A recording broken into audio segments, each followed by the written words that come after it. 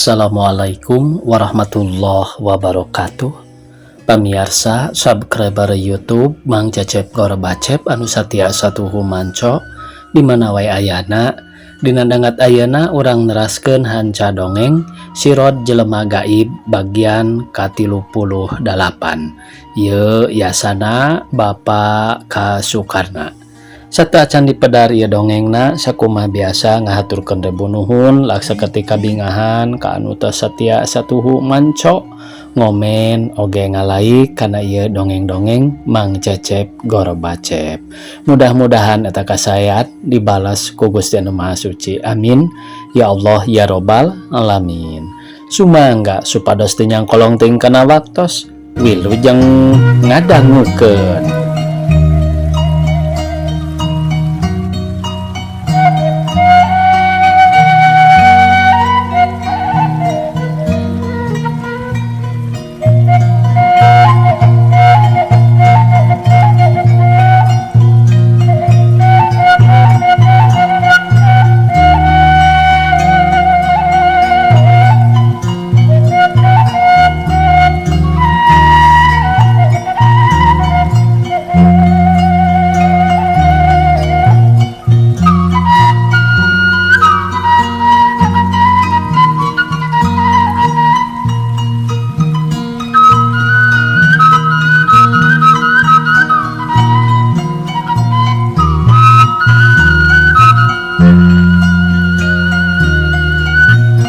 Barang ditanya kitu mah si kewen oge bingungan manehna nyagapan gado bari kerung siga mikir kumaha jawabanana. Sanggeus ngahuleung sakedeung kakara manehna ngomong sarta neuteup ka Nyi Epon. Nyai, ayeuna teh hujan masih ayer-ayeran sedang urang perlu ngaso. Sanaos akang oge teu terang lebah mana ieu teh. Malum saumur hirup kakara sakali ngaliwat ka dieu mah. Lamun urang terus lempang sok sieun teh manggih lembur. Jeung sieun pasang rok jeung sato galak. Kulantaran kitu akang rek mutuskeun bae. Kitu oge pamika saluyuan ku Nyai. Urang kapaksa ngararep di dieu. Keun sanajan dina taneuh oge dari keur ti lama. Geus saya agi samak sulam. Kumaha tau pamikitu Nyai? Kang Kewen ngiringan abdi mah Kang. Jawab Nyi Epon bari ngeluh. Kumaha ari Jang Kamin? Si Kewen nanya heula ka Jang Kamin. Satuju kuring oge Kang Kewen, banar kudu di dieu yeuh, malah kuring usul supaya kajaga aku sarerea. Nu sare tungtung katuhu kuring, terus Nyi Epon, terus Jang Kamran, disambung ku Nyi Atilah. Aya nu sare tungtung kenca Kang Kewen. Akur lamun kitu, ceuk Jang Kamin bari neuteup ka si Kewen. Jadi lamun kitu mah Jang Kamin teh hayang ngarendeng sareng Nyi Epon meureun nya. Si Kewen jamandod sabab usul Jang Kamin sarua jeung nyieun deui gara-gara pipa saeaeun. Nya lamun teu kuring dibola katuhu nya Kang Kewen meureun. Nah hayang Kang Kewen nu ngarendengna. Is ulah waka nyorongot Jang Kamin. Ieu mah eueuh deui gawe teh ngan timburuan bae ka kuring teh. Lain timburuan da kudu di tengah heesna urang teh. Budak leutik cenah di sisi. Nyi Epon cenah di sisi deui. Ongkoh kudu ngajaga supaya bisa bela pati. Ongkoh molor hayang nyusup di tengah diparende ku si buntung jeung indungna. Dasar pikiran jelema teh geus rupa-rupa. Lain hayang sare di tengah kuring mah Kamin. Hayang di mana atuh? Yang Kamin nyerang. Hayang diatur ku Nyi Epon sabab nu ngatur ieu mah bagian Nyi Epon. Jawab si Kewen mani nyerang deui sarta ret ngareret ka Nyi Epon pok neruskeun omonganana. Kumaha ngaturna Nyai? Kang Kamin, Kang Kewen, ari cek emutan abdi ayeuna mah kieu bae. Urang teu perlu pasea komo deui jeung dulur mah pan sarua jeung samaksud pada ngalantir ka abdi. Jadi kabeh kudu rapih tunduk kanu boga maksud nyaeta abdi pribadi nu bakal ngatur salare. Kang Kamin ayeuna sare ditungtung kenca, ditungtung katuhu abdi. Ari di tengah pun anak anu dua. Ari Kang Kewen ngajaga teu meunang sare. Lilana tepi ka tengah peuting. Ari geus tengah peuting, Kang Kamin geuingkeun ku Kang Kewennya. Sarta terus Kang Kamin jaga Kang Kewen sare. Tah kitu putusan ti abdi mah Kang. Kumaha saratuju? Kantonan bae akang mah panuju Nyai. Coba bisi Kewen. Kumaha ari Kang Kamin? Nyi Epon bari neuteup nanya ka Jang Kamin sabab Jang Kamin mah teu nembalan, kalah kerung bae gawena teh siga nu mikir ari geus ditanya kitu mah kakara manehna teh nembalan. Nyepon, akang oge panuju nyai, namun akang aya usul saeutik, tapi punten bae nya sanes henteu ngupami. Usul naon Kang Kamin? Wengi ieu akang nembut karembong keur ngabulan beuheung ngajaga tiris, sabab Kang Kewen mah geus biasa sareng pun bapa aya di luar teh. Ari akang mah teu biasa, nu mawi upami beuheung teu di bulan ku karembong sok kakabueun. Oh, nembut karembong, mangga Kang, abdi teu kaabotan, jawab Nyi Epon bari mikeun karembongna sarta eta karembong ku Jang Kamin ditampanan. Sanggeus badami kitu mah gancang bae si Kewen teh harita ngamparkeun samak ari keur ganjal sirah mah cukup ku pakean bae. Ari Jang Kamin disalin lantaran pakean baseuhnya kitu di si Kewen sarua pada disalin ngan Nyi Epon jeung barudak nu teu disaralin teh lantaran waktu di luar manehna mah make payung. Geus kitu goler Nyi Epon harita keneh ngagoler ngajajar jeung anakna. Ari Jang Kamin sarena harita teh sisi pisan digigireun Nyi Atilah ngan si Kewen anu nangtung ngajega keur ngajaga kawas prajurit bae ret kakenca ret ngatuhu sieun aya bahaya. Nyi Epon sadaret tibra nya kitu deui anakna sigana teh manik kerek barang kira tengah peuting si Kewen marelak heuai tina bakat ningku tunuh gancang ngageingkeun Kamin nu harita sare tibra sukuna dioyag-oyag. Jang Kamin nguliat digeingkeun teh sarta ret ngareret ka si Kewen pok ngomong, "Moya kumaha ieu teh Kang Kewen?"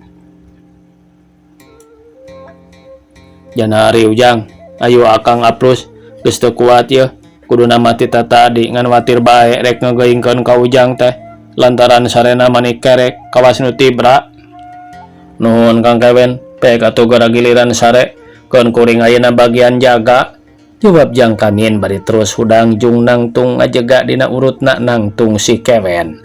Ari si Kewen golepak ngagoler tayohna mah geus teu kaampeuh ku tunduh meureun, da ari goler ari ker teh manehna kerek mani nyegrek. Jang Kamin gawena netep ka anu keur tinggal loler siga nu talibra pisan barang ret ninggal Nyi Epon anu keur ngagaro bitis. Sampingna teh beuki luhur ku Nyi Epon teu karasa lantaran ateul ku reungit sakedeung gagaro. Samping ampir nengah tuur atuh Jang Kamin buncelik tina bakat ning kabita. "Duh, eta bitis Nyi Epon, diledot si aku aing," ceuk gerantas hatena Jang Kamin. Bari ku tap-ketap kawas nu ngolomoh gula terus ngusap beungeutna sarta ngalamun kieu. "Upama ku aing digeingkeun salah, apes deui ceuk Abah oge. Kumaha ieu akalna sangkan bisa paanteleungeun, paantel bitis. Is, kabeneran ieu aya karembongna dina bohong aing. Keun ku aing rek dieurad ayeuna mah, sabab lamun dieurad terus dibedol mah lain aing nu nyampurkeun tapi Nyi Epon nu nyampurkeun. Jadi teu ngalanggar anu dilarang ku Abah," ceuk gerantas hate Jang Kamin bari terus ngudar karembong anu melit kana beheungna sarta terus tungtungna dialungkeun kana bitis Nyi Epon. Barang aya nu ngurag Nyi Epon mani rewaseun korejat manehna cengkat terus diuk siga rewas ret ngareret kana bitis. Horeng teh tungtung karembong nu harita ditenggorkeun atuh ret ninggal Jang Kamin anu keur ngantelkeun curug kana bibir mere tanda. "Aya naon?" ceuk Nyi Epon rewaseun ninggal Jang Kamin kitu teh. "Jempe nangtung sakedeung geura itu aya itu," ceuk Jang Kamin bari nyekelan dua tungtung karembong ku dua leungeunna. Gancang Nyi Epon teh hudang sarta jung manehna nangtung kakar oge jung nangtung. Gancang pisan ku Jang Kamin dieurad ku karembongna sarta harita dibedol atuh Nyi Epon ti jongklok bro nangkep dada Jang Kamin.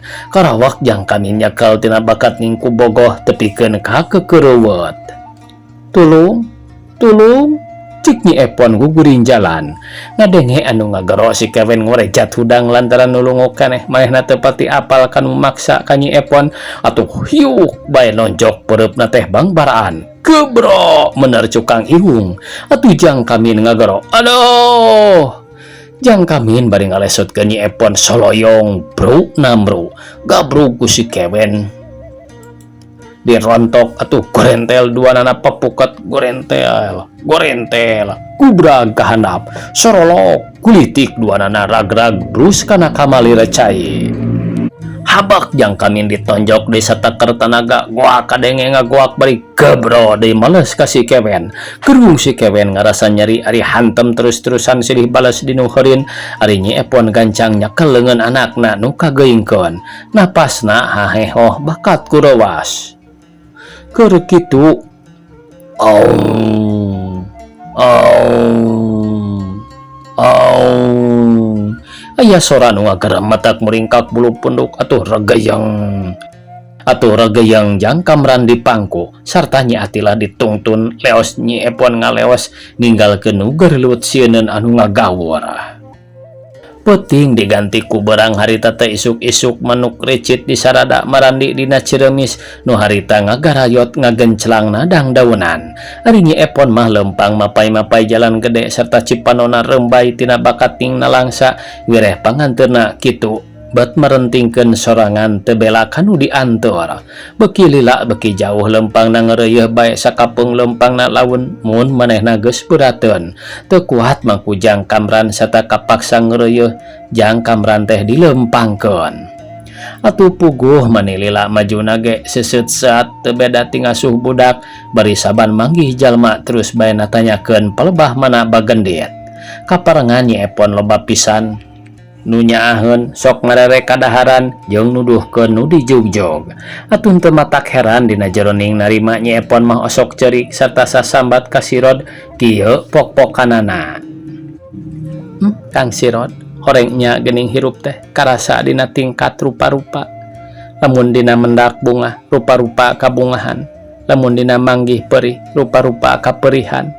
Ayeuna abdi ngalakon dua rupa kaayaan anu karasa ku abdi. Ieu sadayana oge gara-gara nati Akang abdi dikedahkeun pisan milari ramana Kamran. Si horeng teh maksud Akang sangkan abdi ngalakonan geuning kaperihan loba sarta kanikmatan oge kacida pisan lobana. Waktu abdi keur hanaang malah mah pun anak cerik hayang nginum taya cai tepi ka lok-lokan ari breh manggih susukan nu caina herang pisan abdi teh nginum ngaleklek karaosna mani nikmat cacakan cai susukan. Nah ari keur di lembur najan cai kopi lekoh kadang-kadang henteu raos.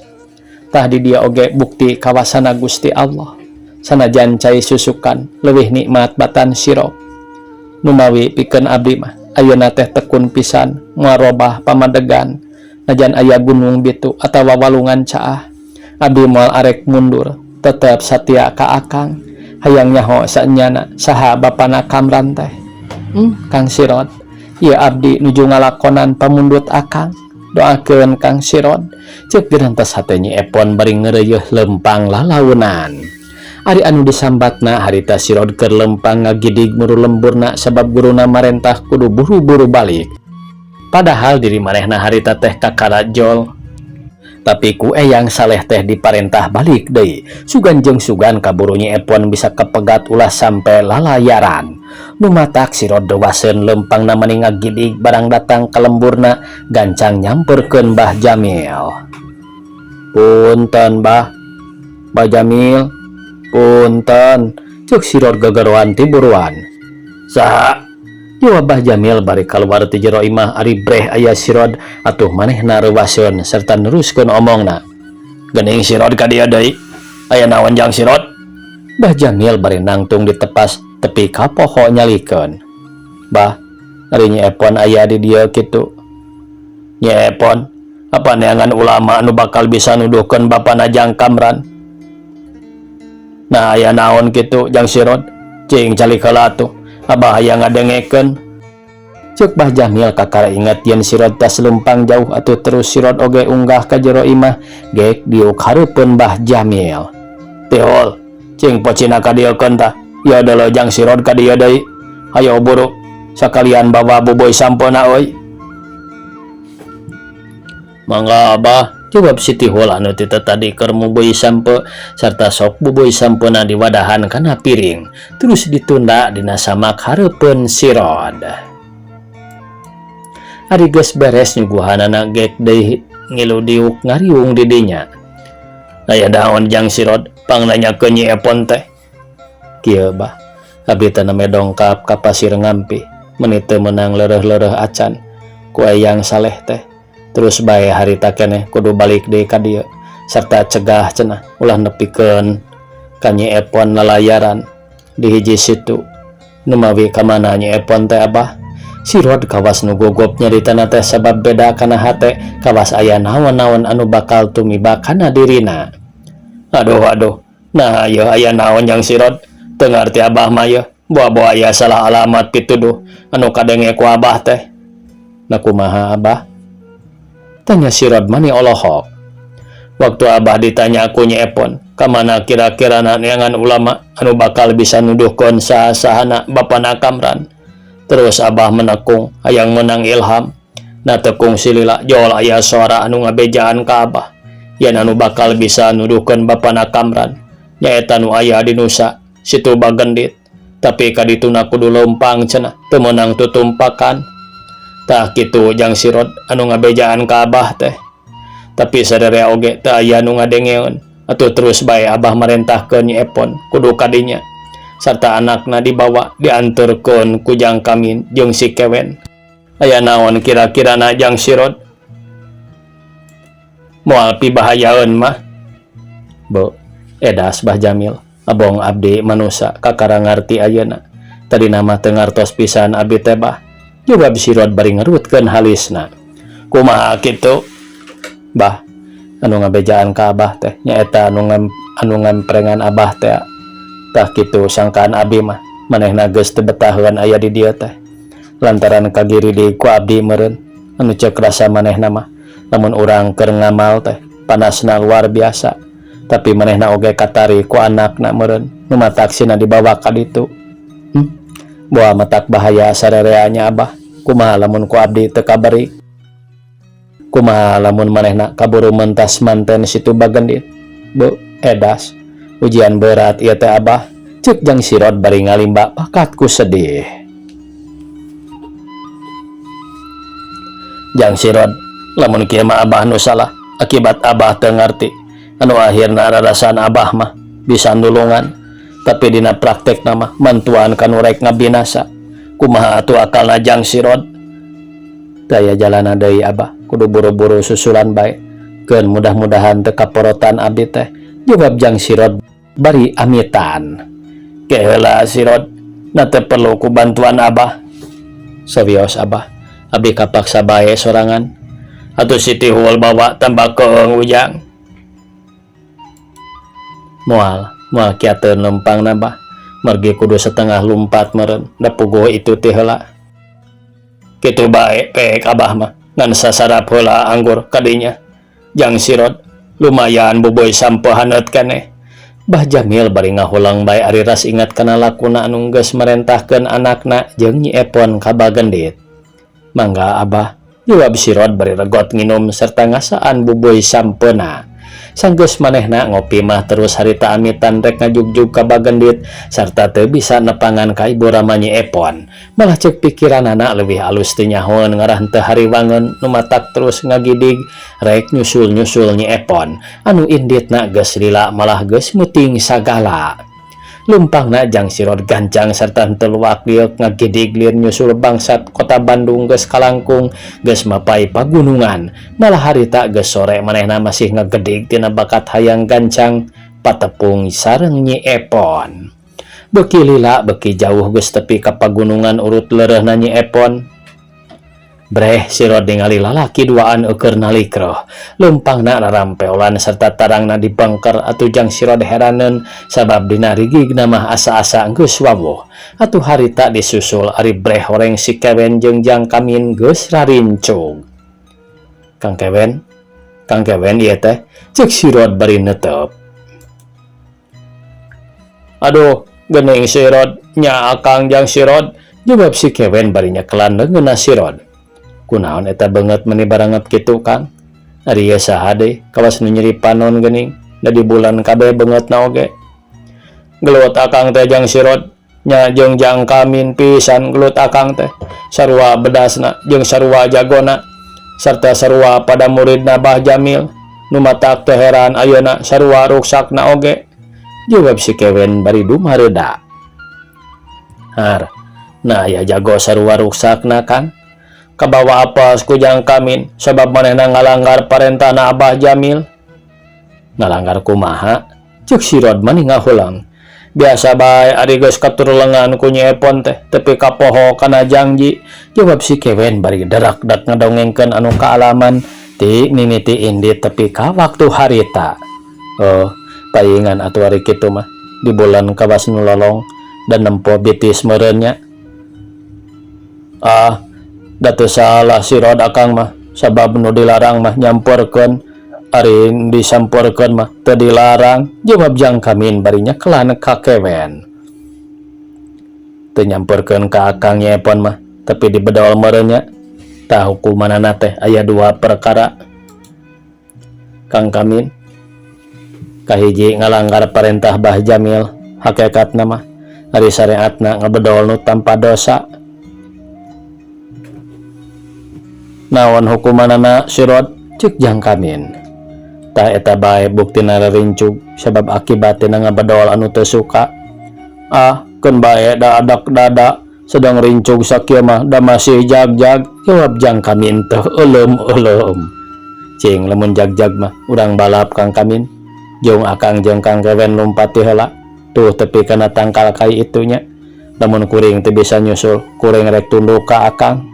Soklah, cek Jang Kamin bari terus nyekelan si Kewen. Dedag-dag dibawa lompat tarik pisan malah bangkar anu ngahalangan panonna oge dibuka heula ngarah awas. Atuh si Kewen kabawa ripuh. Nanaon anu ieu teh Jang Kamin?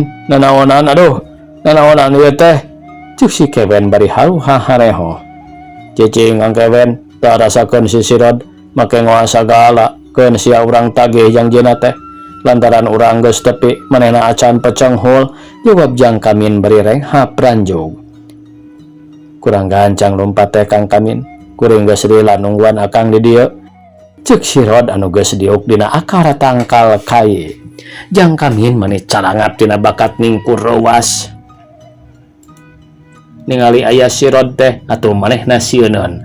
Harita ampun-ampunan ku si Rod teu diopenan kalapok nyarita kieu.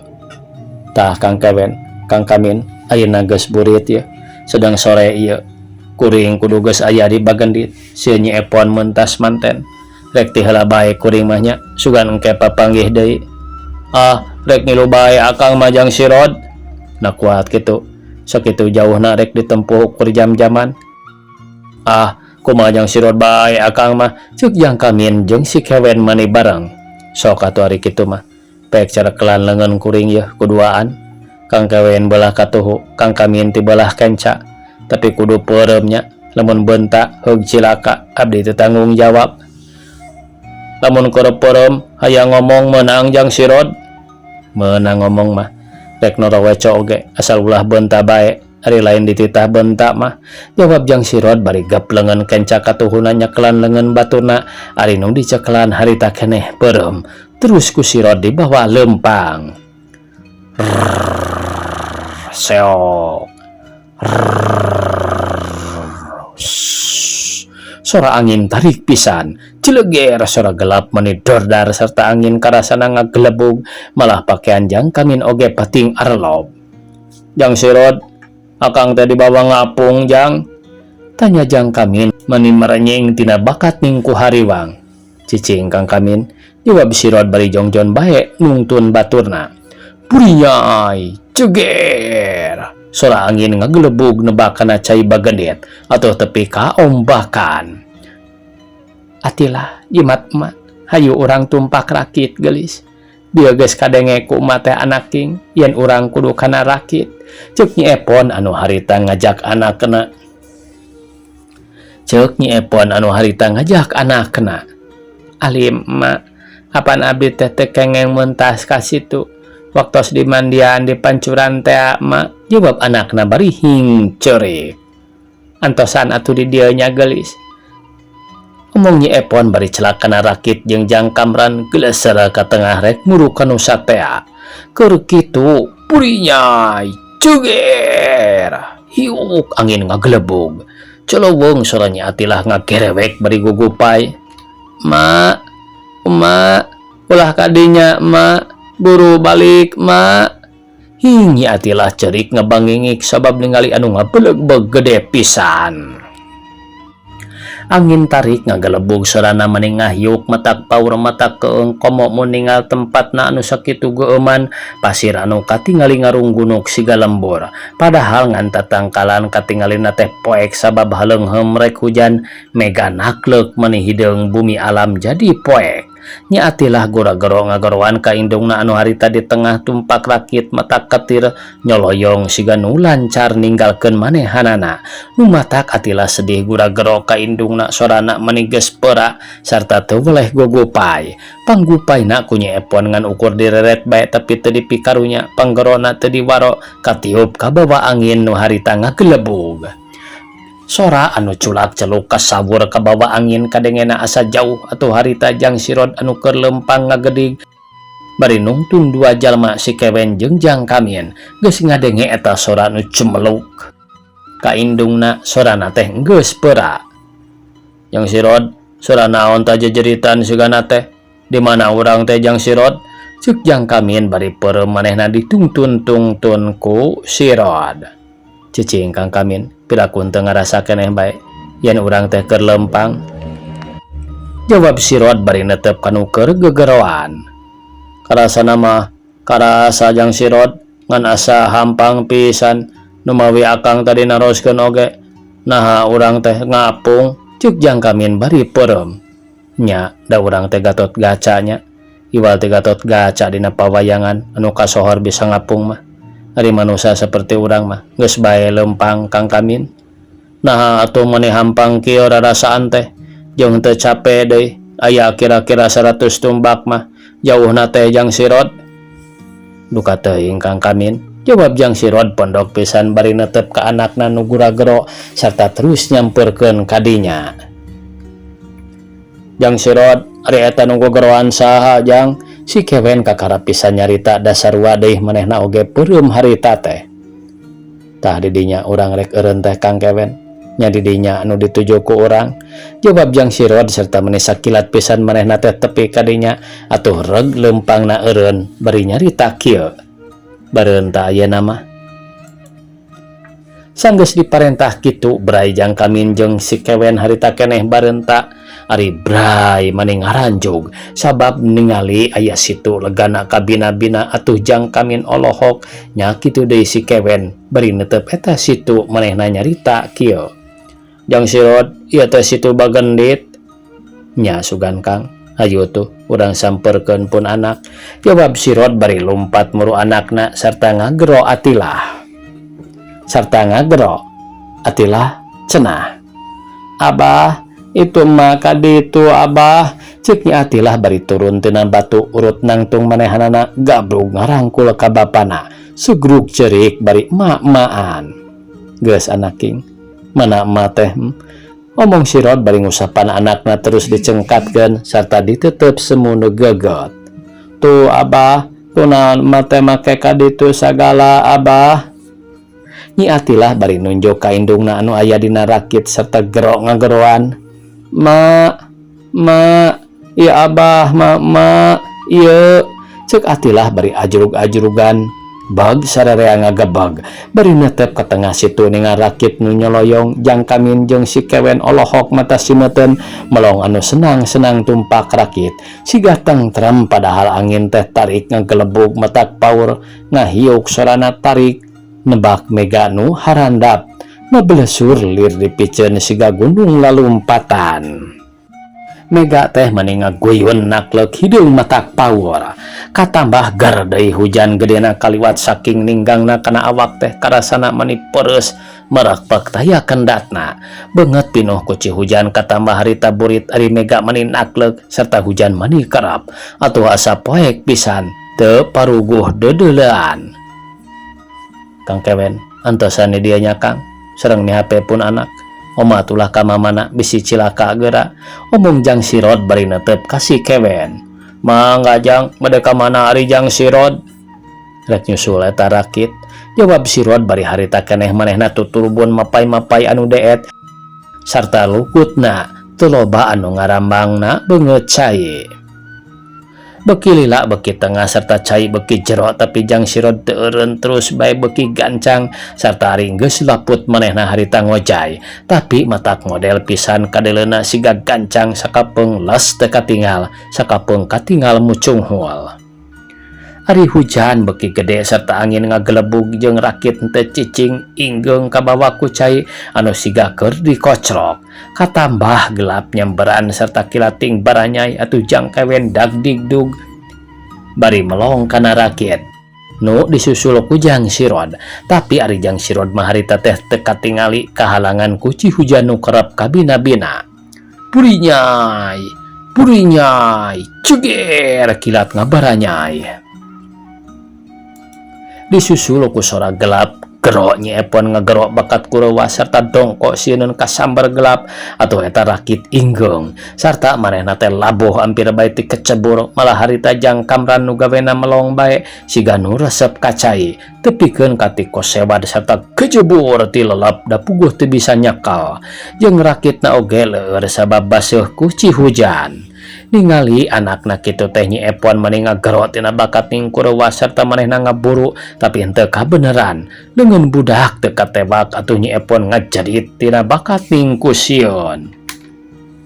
Ujang waktosna kabujeng see pamiarsa sakitu anu tiasa kapihatur. Wassalamualaikum warahmatullahi wabarakatuh.